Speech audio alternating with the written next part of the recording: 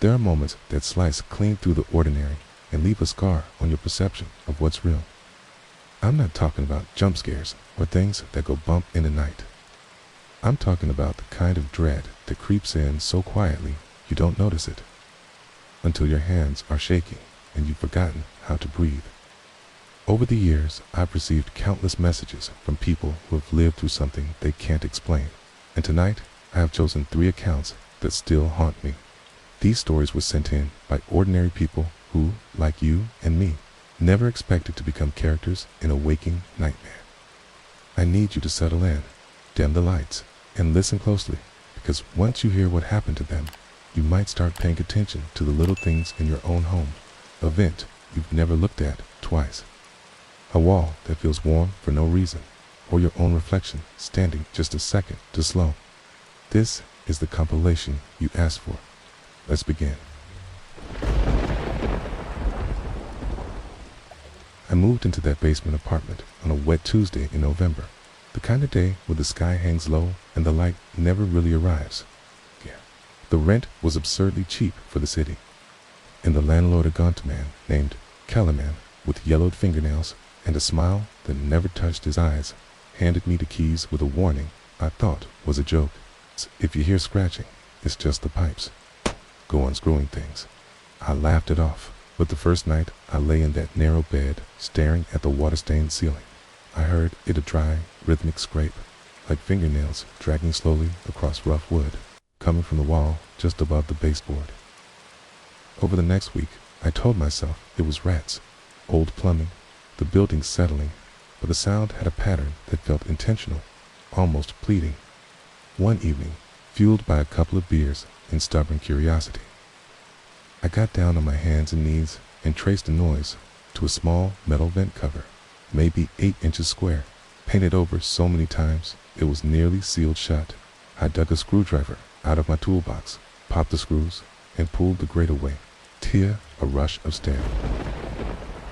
Sweet air like rotting flowers and damp earth hit my face, and beyond the opening, I could see a dark crawl space that shouldn't have existed. The floor plan showed concrete foundation, not a hollow void. I shined my phone flashlight inside and saw packed dirt, old cobwebs, and a crumpled blanket shoved against the far corner. And as my eyes adjusted, I noticed a pair of bare, filthy feet protruding from beneath that blanket. My brain stuttered, trying to make it a mannequin, a pile of rags, anything but what it was, a human shape, impossibly still.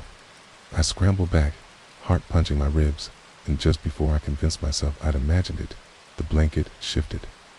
Something pale lifted a face, thin to the point of skeletal, with dark holes for eyes and a mouth stretched into a wide, unmoving grin. The grin was the worst part. It wasn't aggressive, it was patient, the smile of someone who had been waiting in the dark for a very long time and finally had company. I shoved the dresser in front of the vent so hard the drawers rattled, then called Kellerman, who answered on the first ring with a voice that was far too calm, telling me I must have seen a stray cat and that he'd have it checked in the morning. I didn't sleep till around 3 a.m. The scratching started again, but this time it came with a whisper, thin and dusty, like air escaping a tune, repeating my name in a tone that was almost affectionate. I pressed my back against the opposite wall and watched the dresser tremble slightly with each scrape. And that's when I understood the worst part. The crawl space had no external entrance, no hatch, no door. Whatever was in there had been sealed inside, and it had been alive, aware, scratching at that vent for what I later learned was 8 years. The previous tenant, a man named Arthur Vance, had stopped paying rent and simply vanished. And rather than deal with the missing person inquiry, Kellerman had boarded up the crawl space and waited. I fled that night with nothing but my phone and my keys, drove to a 24-hour diner, and sat shaking in a booth until sunrise. Police eventually found Arthur alive, barely, curled in that dirt with his fingernails worn to bloody nubs and his mind shattered. But Kellerman disappeared before they could arrest him and moved 3 states away. Yet I still wake up in the dark, certain I can smell rotting flowers, and every time I see a vent cover in any room, I have to fight the urge to press my ear against it and listen for a smile.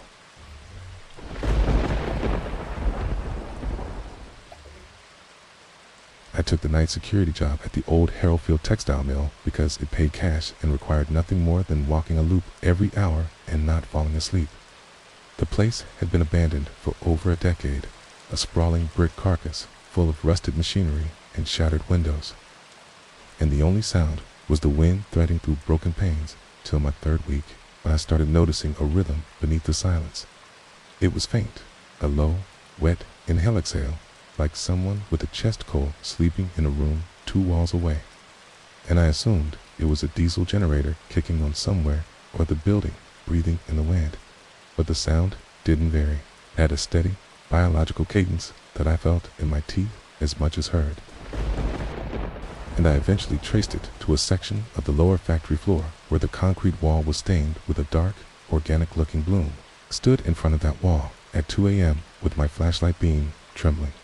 And I realized the sound was coming from inside the masonry itself. The breathing was embedded in the stone. I told myself it was trapped air, a water hammer in an old pipe. But my hand moved on its own and pressed flat against the surface, and the wall was warm, almost feverish, and under my palm I felt a distinct thump-thump, slow and deliberate, like a heart beating through a thick blanket. I should have walked away. Instead, I found a loose chunk of mortar near the floor where a pipe had once run. And when I shone my light into the gap, I saw something that unspooled my sanity. A human eye, filmed over with a milky cataract, but unmistakably alive, blinking slowly in the dusty cavity. I screamed and fell backward, and the breathing hitched, quickened, as if whatever was inside had registered my presence. The police and fire crew arrived 40 minutes later, and what they chiseled out of that wall is now a sealed case file. Inside a narrow void, no wider than a coffin, the desiccated body of a man was entombed upright, his skin like old parchment, stretched over bones, his lips drawn back in a permanent grimace, but his chest rose and fell with that horrible wet rhythm, and a faint pulse fluttered in his throat. The medical examiner later told me, off the record, that the man had been there since the 1970s, a factory worker who had crossed the wrong people and been walled up alive, and that some free combination of the chemicals in the mortar and the ambient moisture had preserved his tissues in a state of suspended animation, his lungs and heart still laboring in an endless, unconscious nightmare. They removed him to a research facility, and the official report was sealed, but I was never the same. 4 weeks after, I would jolt awake, certain I heard that breathing in my own apartment walls, my ear pressed against drywall, waiting for a heart I didn't want to find. One night, in the silence of 3 a.m., I felt my bedroom wall give off a faint warmth, and I packed a bag and slept in my car until I could break my lease. I know it sounds impossible, but I also know what I saw, and more than that, I know what I still hear sometimes when I'm alone in an old building and the world goes quiet a distant, patient inhale, as though the walls have learned to breathe and are waiting for me to listen.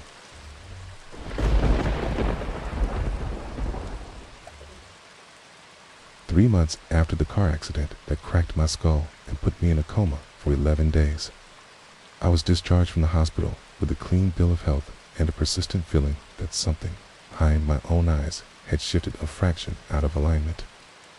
The doctors called it post-concussion syndrome, mild hallucinations, visual lag, a sense of dissociation, and I wanted to believe them, so I ignored the first sign. The reflection in my bathroom mirror was slow. Not comically slow, not a glitch, just a half-second delay, as if the man in the glass was processing my movements through a thin layer of water. I'd raise my hand, and a heartbeat later, he'd raise his. I'd blink, and I'd catch his eyes, closing just a shade too late. It was subtle enough that I could almost pretend it was a trick of the light. Until the morning, I stood shaving and watched my reflection smirk while my own face remained perfectly neutral. I froze, razor hovering, and the smirk dissolved back into a neutral mask, but the damage was done. I had seen a will separate from my own, and from that moment, I understood that I was not looking at a mirror image eye. was looking at something that had learned to wear my face and was getting better at it every day. I covered every reflective surface in the apartment with sheets and newspaper, but I couldn't escape it. A darkened phone screen would flash my reflection for an instant, and I'd see him leaning closer, head tilted, studying me with a predator's curiosity. Then the whispers started. At night, I'd wake to my own voice murmuring from the cupboard mirror, saying things only I could know, my deepest shames, my most buried fears, all delivered in a perfect imitation of my own tone, but with a venomous, mocking lilt that made my stomach drop. One Thursday, exhausted and desperate, I tore the sheet off the bathroom mirror, intending to smash it, and the second the glass was bare, my reflection lunged. Not metaphorically, two pale arms shot out from the flat surface, cage fistfuls of my shirt, and pulled with a strength that felt like drowning. I saw his face inches from mine, my face, but wrong, the smile too wide, the eyes black and hungry, and I could smell damp glass and copper as he tried to drag me into the mirror while I clawed at the sink. Screaming, I managed to grab a heavy candle holder and smash the glass, and the moment the shards flew, the grip released and I collapsed in a heap, bleeding from tiny cuts, the room silent except for my ragged breathing. The mirror was destroyed, but when I looked at the wall where it had hung, a dark stain in the shape of my silhouette remained, faintly glossy, and from it echoed a low, satisfied chuckle. I moved out that night, but the reflection wasn't bound to one location. I saw him in shop windows, in the curve of a spoon, in puddles on the pavement, always a few steps behind, always grinning that terrible grin, getting closer. I knew with a certainty that bypassed logic that if he ever caught up, if I ever let him make full contact again, I would be the one trapped on the other side of the glass forever, and he would walk around in my skin with no one the wiser. I've been living in a remote cabin for 6 months now, all windows painted black, no electronics but screens, okay? And I thought I was safe, but last night it rained. And when I stepped outside to gather firewood, I glanced down at a shallow puddle by the door, and my reflection wasn't reflecting anymore. He was standing straight, head cocked, and his hand was rising toward the surface of the water. I ran inside, but the puddle was still there this morning, and I swear the face in it is a little closer to the surface than it was yesterday. Okay, I'm recording this in case I don't get another chance. Okay, if you ever notice your reflection moving just a second too slow, don't wait.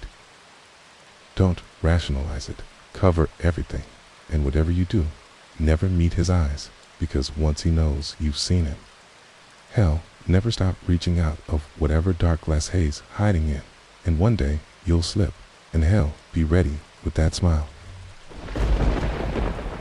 3 stories, 3 windows into the kind of terror that doesn't vanish when you open your eyes. If any of these accounts crawled under your skin, do me a favor, hit that like button so more people can find these tales, and subscribe if you want to walk with me deeper into the dark next time. I'll be reading your own stories in the comments, so leave your unexplainable experiences down below. Till the next video, check your vents, listen to your walls, and maybe don't stare too long at your own reflection tonight. Sleep well.